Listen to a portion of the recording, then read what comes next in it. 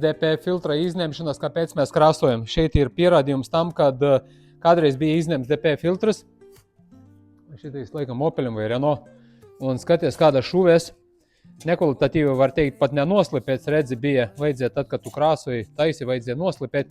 Un redzi, pēc kādiem gadiem jau šī vieta tulītas būs caurums. Tad skaties, redzi, viss šitais brūk nost.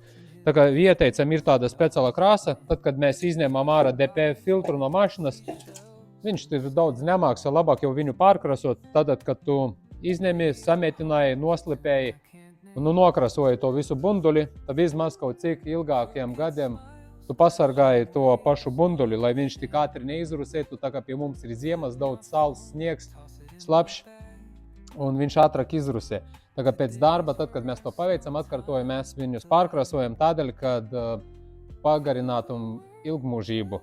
Tad šitā izskatās tādi DPF-i, šitais ļoti labi strādā, lai izietu tehniskā apskata, tas ir analogs. Šitai mašinai arī ielikam analogu, tagad jau ir aizbraucis uz tehnisku apskata. Un šitai mašinai pasūtījām DPF-u no Lietuvas, vajadzētu būt nākamā nedēļa. Un uzstādīsim ārā arī Lietuvā restaurētos DPF filtrus. Īsais video par to un redzēt, kāpēc mēs krāsojam, jums atbilde uz to, kad pagarināt mūžu tajā vietā, kur tu zāgēji, slīpēji, karsējies metāls, lai tik ātri nerusētu. Sapratu, tas ir nerusējušies metāls, bet vienalga. Droši paliek droši, vai ne? Čau!